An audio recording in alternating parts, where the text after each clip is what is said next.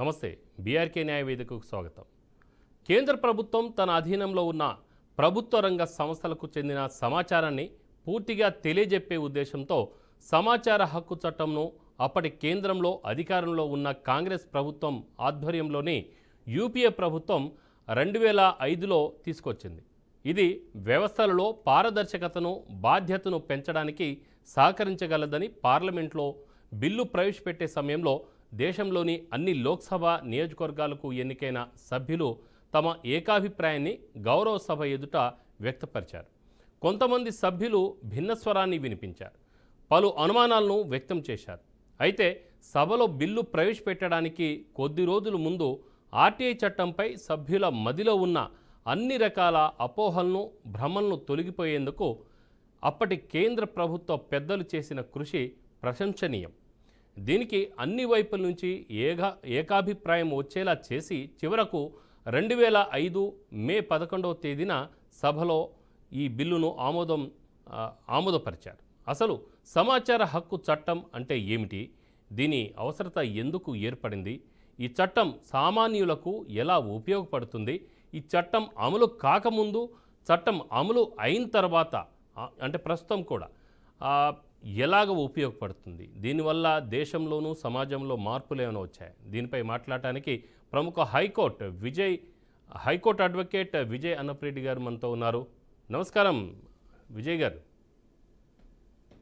నమస్తే అండి సార్. ఇందాక నేను ఇంట్రోలో చెప్పినట్టుగానే అంటే ఈ సమాచార హక్కు చట్టం అంటే ఏంటి, పబ్లిక్ అథారిటీ అంటే ఏంటి, ఈ రెండింటి మీద తేడాలు ఏంటి, అసలు దీని ఆవశ్యకత ఎందుకు వచ్చింది?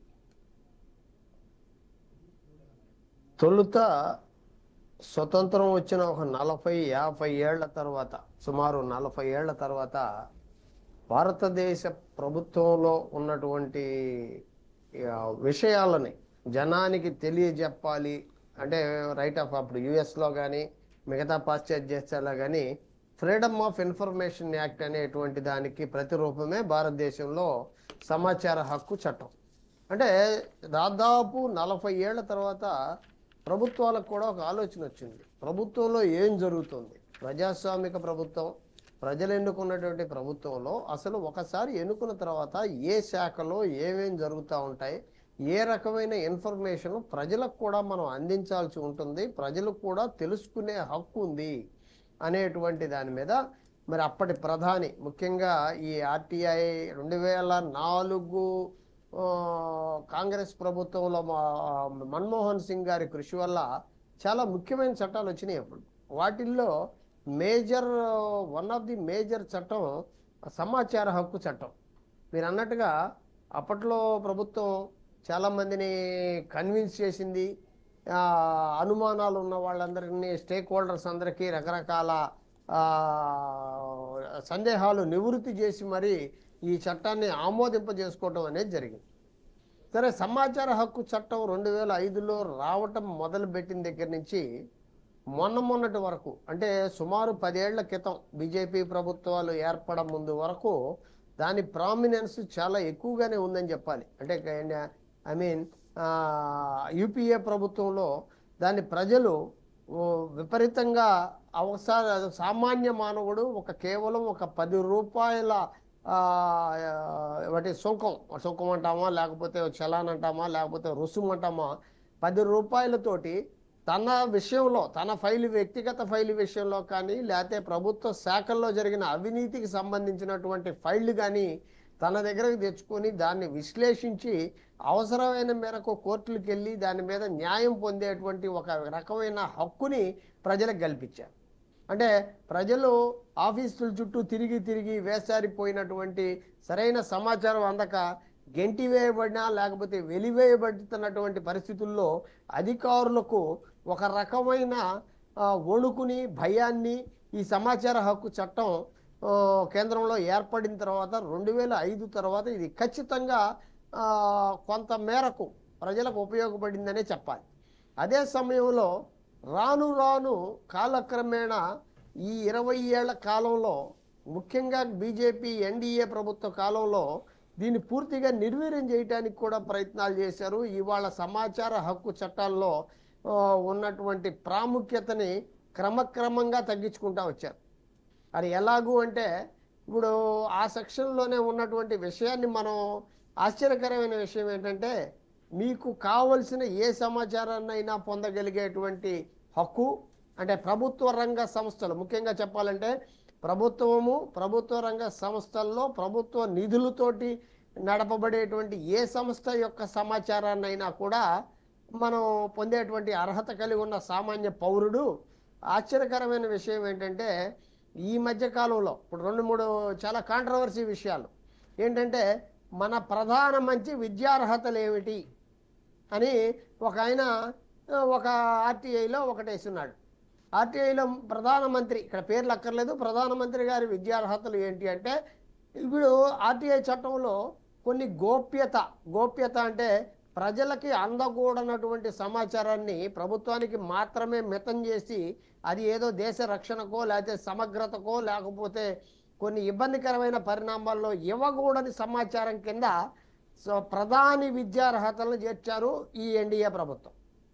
మోడీ గారి విద్యార్హతలని అడిగితే తప్పేంటి, మోడీ గారికి చదువు లేకపోతే ఉన్న తప్పేంటి, లేకపోతే చదువుకి ప్రధానమంత్రి పోస్టుకు ఉన్న అర్హతలకు సంబంధం ఏంటనే విషయాన్ని కాకుండా ఇటువంటి కొన్ని చిన్న విషయాల్లో కూడా సమాచార హక్కు చట్టాన్ని నిర్వీర్యం చేయటం ఒకటి.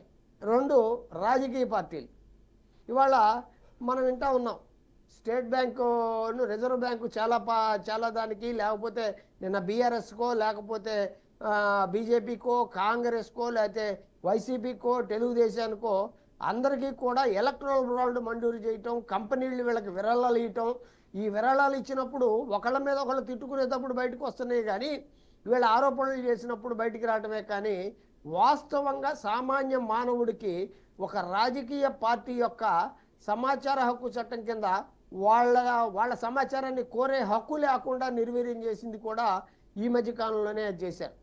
అంటే ఇలాంటి పరిస్థితుల్లో అంటే ఎంతో పవర్ఫుల్ యాక్ట్ 2015లో మరి అప్పటి కాంగ్రెస్ ప్రభుత్వం చేసిన ఎంతో పవర్ఫుల్ యాక్ట్గా జనాలు భావించినటువంటి చట్టాన్ని రాను రాను కాలక్రమేణా ఒక ప్రహసనంగా మార్చేశారు. అంటే దీంట్లో 2-3 అంశాలు మళ్ళీ మాట్లాడదాం. ఒక కాలర్ ఉన్నారు, మీరు కోరిన సార్ ఒక కాలర్ ఉన్నారు, వసంతరావు గారు. వసంతరావు గారు ఎక్కడి నుంచి కాల్ చేస్తున్నారు?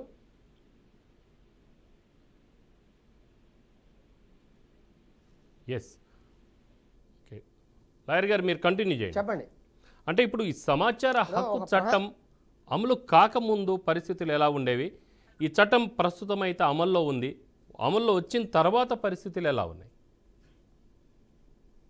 సమాచార హక్కు చట్టం అనేది రాకముందు వచ్చిన తర్వాత అనే ఒక మాట బెరీజు వేసుకుంటే అంతకుముందు ప్రజలకి అసలు మనం ప్రభుత్వాల్లో జరిగేటువంటి రోజువారీ కార్యక్రమాలు జీవోలకి పాలసీల మేకింగ్కి లేకపోతే వాటి జరిగేటువంటి అవినీతి విషయాలని అసలు మనం వెలికి తీయొచ్చు, మనం కూడా ఆ సమాచారం తెలుసుకోవచ్చు, దేనికోసం ఏం జరుగుతోంది అనేటువంటి విషయాన్ని ప్రజలకి తొలిసారిగా మనకి హక్కు ఉందని తెలియజెప్పిన చట్టమే సమాచార హక్కు చట్టం. అప్పటిదాకా ఆఫీసుల చుట్టూ తిరిగి నా ఫైల్ ఏమైంది లేకపోతే అక్కడ ఆ పని ఎందుకు జరిగింది ఇదెందుకు జరిగింది అనేటువంటి అడిగిన సమాధానం అందనటువంటి ప్రజలకి ఒక ఆశా కిరణం, ఖచ్చితంగా ఆశా కిరణం ఈ రైట్ ఆఫ్ ఇన్ఫర్మేషన్ యాక్ట్ అనేది ఖచ్చితంగా అది మన్మోహన్ సింగ్ గారి గొప్పతనంగా చెప్పుకోవాల్సిందే. అయితే ఆ కాలక్రమేణా దీంట్లో కూడా ప్రతి చట్టం మిస్యూజ్ అయినట్టుగానే ప్రతి చట్టాన్ని అతిగా వాడేసినట్టుగానే ప్రతి దీనిలో కూడా ఒక లిటిగెంట్ బ్యాచ్ ఒకటి తయారవుతుంది.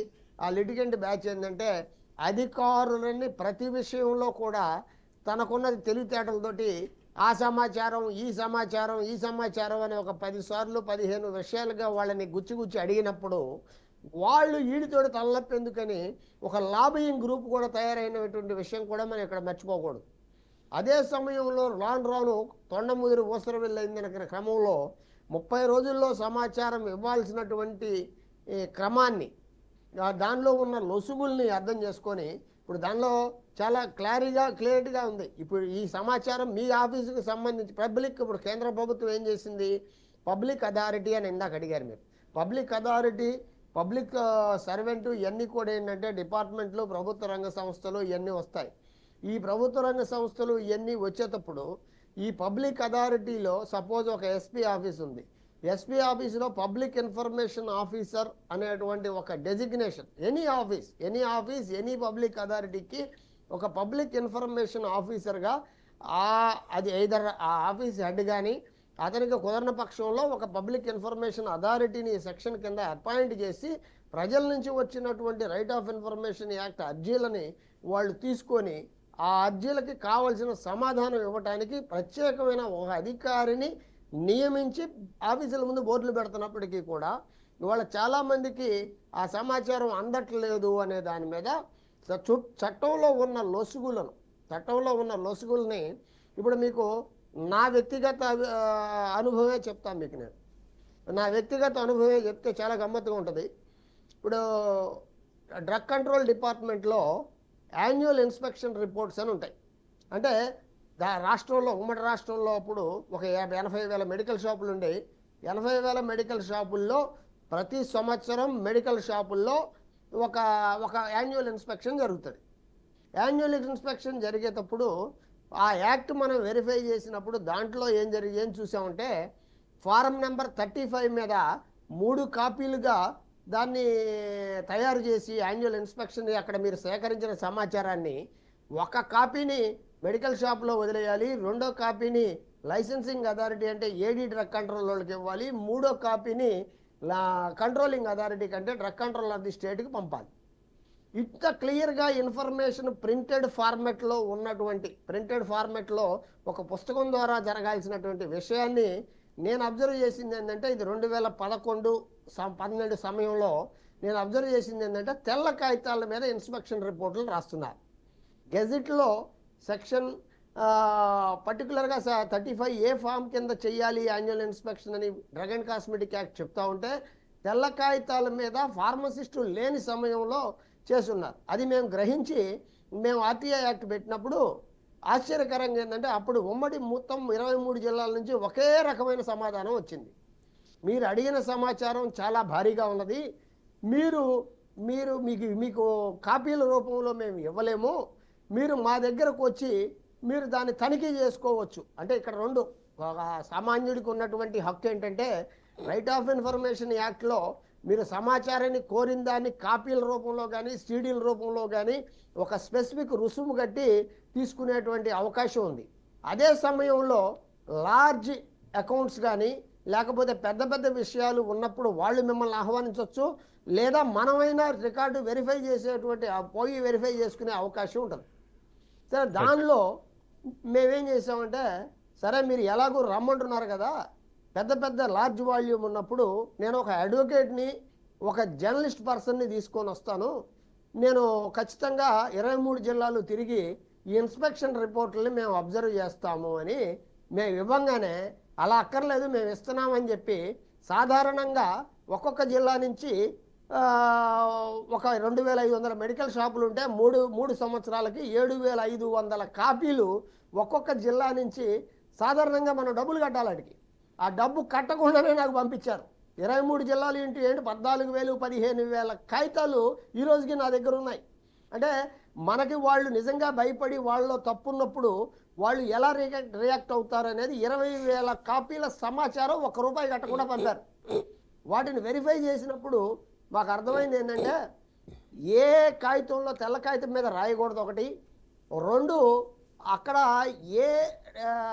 ప్రతి రిపోర్ట్లో కూడా at the time of inspection pharmacist ఉన్నాడా లేదా అంటే 90%, 99.9% రిపోర్ట్లు 20,000 పేజీల్లో 99% పైన ఫార్మసిస్టు లేడు. ఫార్మసిస్ట్ అనేవాడు షాపులో లేకుండా వీళ్ళు ఏం తనిఖీ చేశారు అని తర్వాత క్రమంలో మేము దాన్ని ఒక మానవ హక్కుల సంఘంలోనూ ఒక రిట్ వేయటం జరిగింది. అంటే ఇంకా మరీ డీప్గా వెళ్ళే కొన్ని ఏంటంటే అధికారులు సమాచారం ఇవ్వటానికి ఉండకుండా తప్పించుకోవడానికి గల అవకాశాలన్నీ ఇవాళ అలా ఉండటానికి తెలివిమీరిపోయారని చెప్తున్నాను నేను. ఇంకో రకంగా ప్రజలకి అవేర్నెస్ కల్పించడానికి పోయి 2010 నుంచి Yes, sir. 20 దాకా సుమారు 2004 నుంచి 2015-16 వరకు అవేర్నెస్ క్రియేట్ చేసుకున్న జనం రాను రాను అధికారుల పద్ధతులకి వీళ్ళకి రివర్స్గా ఈ రకంగా మేము సమాచారం ఇవ్వలేము, ఇది గోప్యత గల సమాచారం, ఇది లేకపోతే ముఖ్యమైన సమాచారం, లేదా మీరు రండి, ఇటువంటి విషయాల్లో ఒక రకంగా చెప్పాలంటే గతంతో పోల్చుకుంటే గత 10 ఏళ్లుగా ఆర్టీఐ యాక్ట్ అనేది చాలా నిర్వీర్యమైపోయిందనే చెప్పాలి. ఇది కేవలం అధికారుల నేతల వ్యక్తిగత కారణాల వల్ల ఇది నిర్వీర్యం చేస్తూ వస్తున్నారు. ఇవాళ నామమాత్రం నియామకాలు ఏవైతే ఉన్నాయో సెంట్రల్ ఇన్ఫర్మేషన్ కమిషనర్ కానివ్వండి, ఇవాళ స్టేట్లో కానివ్వండి, అవి కూడా గతంలో అడ్వకేట్లనో లేకపోతే ఒక హై ప్రొఫైల్డ్ క్యాండిడేట్స్నో వేసేవాళ్ళు, అవి కూడా రాజకీయ ప్రేరేపిత నియామకాలు అయిపోవడం వల్ల అధికారులు చెప్పినట్టు నేతలకు సంబంధించిన ఇన్ఫర్మేషన్ ఇవ్వకుండా తప్పించుకో సెక్షన్ 8(1) ఉంది, లేకపోతే ఇంకొకటి ఉంది ట్రస్టులకు సంబంధించి, ఇటువంటి విషయాలను అడ్డం పెట్టుకొని కొంతమంది కాలర్స్ కూడా లైన్లో ఉన్నారు. సో వసంతరావు గారు, పద్మ గారు సిద్దిపేట నుంచి, అలాగే మాధవరెడ్డి గారు కడప నుంచి ఉన్నారు లైన్లో. సో మాధవరెడ్డి గారితో మాట్లాడదాం, తర్వాత మిగతా వాళ్ళతో మాట్లాడదాం. సార్, తర్వాత మరొక క్వశ్చన్ కూడా ఉంది. అదేంటంటే ఒకవేళ అధికారులు ఇస్తున్న సమాచారము సంపూర్తిగా ఇస్తున్నారా లేదా అనేది కూడా ఏ విధంగా తెలుస్తుంది అనే దాని మీద కూడా నేను నెక్స్ట్ ప్రశ్న, దాని మీద కూడా సమాధానం ఇవ్వాల్సి ఉంటుంది. సో మాధవరెడ్డి గారితో మాట్లాడదాం. నమస్కారం మాధవరెడ్డి గారు. మాధవరెడ్డి గారు మా ఎవరు మాట్లాడేది? పద్మ గారు. హలో. ఎస్ మాధవరెడ్డి గారు మాట్లాడండి. హలో సార్ మాట్లాడండి మాధవరెడ్డి గారు. సార్ మీ వాయిస్ లో వస్తుంది. హలో. మీ దగ్గర ఏదైనా అడ్జస్ట్మెంట్ చేయాల్సి ఉంటుందండి. హలో సార్ మాకు వినిపిస్తుంది చక్కగా. మీ వాయిస్ లో వస్తుంది. మీ మాట వినపడుతుంది సార్, చెప్పండి. హలో. మీ మాట మాకు వినిపిస్తుందండి బాగానే. Okay sir. ఏం లేదు సార్, ఇప్పుడు వాస్తవంగా సమాచార హక్కు సామాన్యుని పాశుపత్రం నాడు నేడు సామాన్యుని చేతిలో కూడా అది బూడిద మిగిలిచ్చేటటువంటి స్థితి వచ్చింది. ఇందాక లాయర్ గారు స్పష్టంగా చెప్పారు దాన్ని ఏం చేశారు, గతంలో ఏం జరిగింది, ఇప్పుడు ఏం జరిగింది అనేది అది వాస్తవమే. అయితే ప్రభుత్వాలు రాజకీయ కోణంలో సమాచార హక్కు కమిషన్లను నియమించకుండా, సమాచార హక్కు కమిషన్లు నియమిస్తే సమాచార హక్కు పెట్టిన వాళ్ళు సరైన సమాధానం చెప్పకపోతే అవి ఫైనల్ గా కోర్టుకు వెళ్ళడానికి అర్హత లేదు. సమాచార కమిషన్ దగ్గరికి వెళ్ళి కమిషన్ నుంచి పర్మిషన్ తీసుకొని కోర్టులో కేసు వేయాల్సి వస్తుంది. కానీ సమాచార కమిషనర్లను అంటే నియమించటం లేదు రాష్ట్ర ప్రభుత్వాలు. ఇది అత్యంత దారుణమైనటువంటి విషయం. ప్రభుత్వాలు దీని కినక సక్రమంగా చేయగలిగితే సామాన్యులు కూడా ప్రశ్నించడం నేర్చుకుంటారు. రాజ్యాంగంలోనే చెప్పింది రాజ్యాంగం ప్రశ్నించమని. ప్రశ్నించేటటువంటి వ్యక్తులను ప్రశ్నకు జవాబు చెప్పడాల్సినటువంటి ఈ అవినీతి సామ్రాజ్యాలలో అవినీతే పెచ్చుబీరిపోతుంది కనుక అవినీతి పరులకు అడ్డగా మారుతున్నటువంటి రాజకీయ వ్యవస్థ, ప్రభుత్వ ఉద్యోగస్తుల వ్యవస్థ సమాంతరంగా నడుస్తున్న కారణంగా సామాన్యునికి సమాచారం ఇస్తే తమ తప్పులు బయటపడతాయి. కనుక అనేక లోపభూయిష్టం మీ ద్వారా ప్రభుత్వానికి కూడా ఇప్పుడు మేము విన్నవించేది ఏంటంటే, మీరు ధర్మబద్ధంగా న్యాయబద్ధంగా ఉన్నాము అనుకుంటే సమాచార హక్కు చట్టానికి పదును పెట్టండి. ఎందుకు పదును తగ్గుతుంది? ఎందుకు వాస్తవిక కోణంలో సమాచార హక్కు చట్టం నాడు 2005 EPA 1 పెట్టినటువంటి చట్టములో అద్భుతంగా చెప్పినప్పుడు నేడది పతనావస్థకు ఎందుకు పోయింది? అంటే నీతి కావాలా, విలువలు కావాలా, దేశంలో అవినీతిని తగ్గించాలా అనేటటువంటి వ్యవస్థల పోరాటానికి అంటే సపోర్టుగా నిలబడేటటువంటి సమాచార హక్కు వ్యవస్థ నిర్వీర్యం ఎందుకైతుంది? ఎందుకంటే ఇది నిర్వీర్యం కావడం వల్ల, ఉదాహరణకు నేనే బాధితుని, నేను ఒక పొలం విషయంలో వాస్తవంగా పట్టా భూములలో వాళ్ళు ఇచ్చినటువంటి ఒక ఎండార్స్మెంట్ ను సమాచార హక్కు పెడితే సమాచార హక్కులో తప్పుగా ఇచ్చినారు. దాన్ని కమిషనర్ పోదామంటే అక్కడ కమిషనర్ అంటే సమాచార హక్కు కమిషన్ ఏదైతే ఉందో అది ఖాళీగా ఉంది, అడ్రస్లు ఉండవు. వాస్తవంగా పరిస్థితులు ఎట్లున్నాయంటే ఏదో ఆన్లైన్ అంటారు, ఇవన్నీ కాదు. చదువుకుంటే ఉద్యోగానికి పోతావు, చదువుకోకుంటే పశువులు కాస్తావనే నానుడు ఉన్న ఈ దేశంలో వాస్తవికంగా మౌఖికంగా ప్రజలకు అందుబాటులో. రైట్ మాధవరెడ్డి గారు, మీకు కూడా సమాచారం, మరో కాలర్ ఉన్నారు, వారితో పాటు మీకు కూడా లాయర్ గారు సమాధానం ఇస్తారు. ఇప్పుడు పద్మ గారితో మాట్లాడిద్దాం. పద్మ గారు సిద్దిపేట నుంచి, చెప్పండి మా. చెప్పండి. అదే మా భూమి మా పొలము కబ్జాకు గురైంది సార్. అయితే మా అత్త ఉండగానే మేము పైసలు తీసుకున్నాము. అది 16,000 అని అన్నారు సార్. అప్పుడు మేము పోయింది కావచ్చు అని మేము అనుకున్నాము. అయితే ఇప్పుడు మళ్ళీ మాకు ఈ తెలంగాణ వచ్చినాక పాస్బుక్ వచ్చింది సార్. మా అత్త తమ్ముడు వచ్చి అందరితోని భయభ్రాంతులకు గురి చేశారు సార్. అది ఇది పేరు తప్పు పడ్డది అనుకుంటా. అది మా పాలెళ్ళని తోలిండ్రు. అయితే మా అత్త తమ్ముడు వచ్చిండు, గ్రామ పంచాయతీ పిలిపించిండ్రు, ఇది పేరు తప్పు పడ్డది మీది కాదంటారు. అయితే అప్పుడు అమ్ముకున్నామన్నారు. అయితే మా కొడుకు కోడలను మమ్మల్ని సంప్రదించకుండానే వాళ్ళు పైసలు తీసుకున్నారట 16,000. అప్పుడు 30 ఏళ్ళు అవుతుంది నా పెళ్ళి. ఇది అమ్ముకొని 20 సంవత్సరాలు అవుతుంది. నా పెళ్ళి అయినాక 10 సంవత్సరాలకు అట్లా చేసారు వాళ్ళు. పైసలు తీసుకున్నామన్నారు. అయితే మాకు అంతా మా ముంగట ఏం చేయలేదు సార్. తీసుకున్నది తెలియదు, తీసుకుంది తెలియదు. అయితే ఇప్పుడు బుక్ అయితే వచ్చింది. ఈ బుక్ వచ్చిందని మేము ఇప్పుడు 7 సంవత్సరాలు బుక్ వచ్చి 2018లో తెలంగాణ ధరణి అని వచ్చింది. అయితే ఇప్పుడు సర్వే ఎత్తలేదు. అది మా అత్త తమ్ముళ్ళు వాళ్ళ బిడ్డ కలిసే చేపించుకుంటారో ఏమో. వీళ్ళు మనుషులు ఇక్కడ మమ్మల్ని కోర్టు సంస్థ మింగుతామా అన్నట్టులే అంటాడు. మాట్లాడనిచ్చలేదు. భయభ్రాంతులకు గురి చేసినట్టు ఒక జైలు ఉంచినట్టు ఉంచుతాను సార్. అయితే ఇప్పుడు మరి మాకు న్యాయం జరుగుతుందా జరగదా? నేను పెద్ద కొడుకు పెద్ద కోడలే సార్. Right sir. లాయర్ గారు చెప్పండి.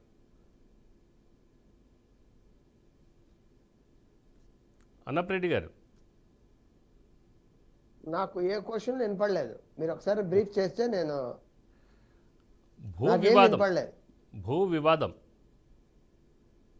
ఇది వాళ్ళ అంటే అత్తమామలకు సంబంధించిన ఆస్తి వాళ్ళకి ఇచ్చారు. దాంట్లో ఏదో చిన్న పేరు తప్పు ఉంది కదా అని చెప్పేసి వాళ్ళ బంధువుల్లోనే కుటుంబ సభ్యుల్లోనే ఒక వ్యక్తి వాళ్ళకు భయభ్రాంతులు చేసి వాళ్ళకు రానికుండా చేస్తున్నారు, ఈ ఆస్తి చెందకుండా చేస్తున్నారు అనేది వాళ్ళ యొక్క అభియోగం.